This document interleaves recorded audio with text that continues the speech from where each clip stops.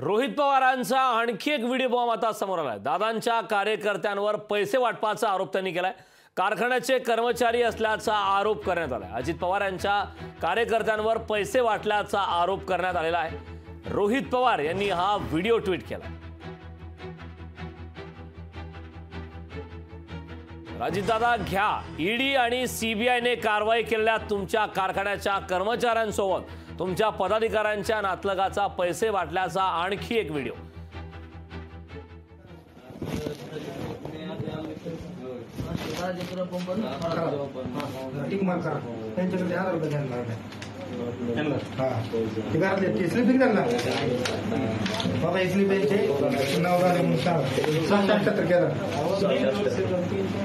सुभाष करा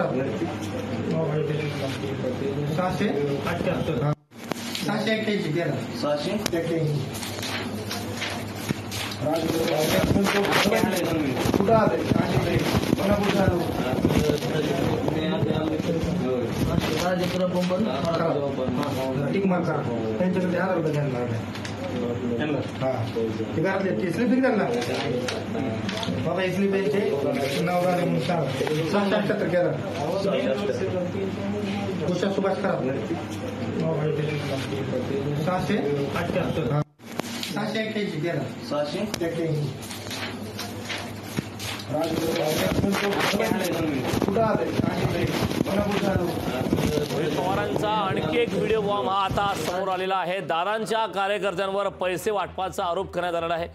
रोहित पवारांनी हा व्हिडिओ ट्विट केलेला आहे।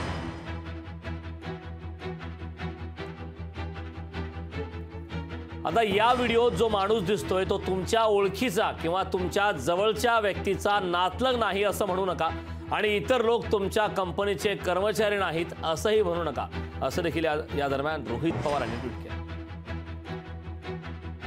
दादांच्या कार्यकर्त्यांवर पैसे वाटपाचा आरोप करणाऱ्या रोहित पवारांचा आणखी एक व्हिडिओ बॉम्ब त्यांनी आता समोर केला आहे। याबाबतचे ताजे अपडेट देण्यासाठी आपले प्रतिनिधी विकास कोकरे आपल्यासोबत जोडलेले आहेत। विकास, अत्यंत महत्त्वाची आणि मोठी अपडेट आहे। रोहित पवारांनी आणखी एक व्हिडिओ ट्विट केला आहे ज्यामध्ये कार्यकर्त्यांच्या माध्यमातून पैसे वाटपाचा आरोप रोहित पवारांनी केलाय। काय याबाबतची सविस्तर माहिती?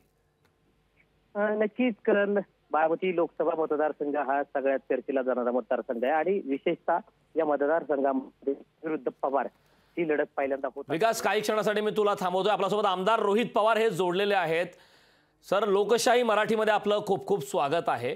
आपण एक व्हिडिओ ट्विट केलाय ज्यामध्ये अजित पवार यांच्या कार्यकर्त्यांच्या माध्यमातून पैसे वाटपाचा आरोप करण्यात आला। यावरती आपली नेमकी काय प्रतिक्रिया आहे? आता मी तसे बरेच व्हिडिओ ट्विट केले ज्याच्यामध्ये अजितदादा मित्रमंडळ जे आहे ते धनशक्तीचा वापर तिथे करत आहेत आणि तुम्ही जर आता काही वेळापूर्वी 2-3 मिनिटापूर्वी जो ट्विट केला त्याबद्दल तुम्ही बोलत असाल तर तिथं अजितदादांचे एक माजी नगरसेवक त्यांचे ते नातेवाईक आहेत जे पैसे वाटतात ना, त्यांच्या हातामध्ये कागद आणि त्यांच्या आसपास जे बसलेत ते सर्व कर्मचारी आहेत ज्याच्यावर ईडी आणि सीबीआयने कारवाई केली, ज्याच्यामुळे दादा ते भाजपबरोबर गेलेले आहेत। म्हणजे अशा पद्धतीने तुम्ही कर्मचाऱ्यांचा पैसे वाटण्यासाठी आणि तुमच्या लाभार्थ्यांचा पैसे वाटण्यासाठी तुम्ही तिथं वापर करता। आता दादांनी हे म्हणू नये, त्या लोकांना मी ओळखत नाही।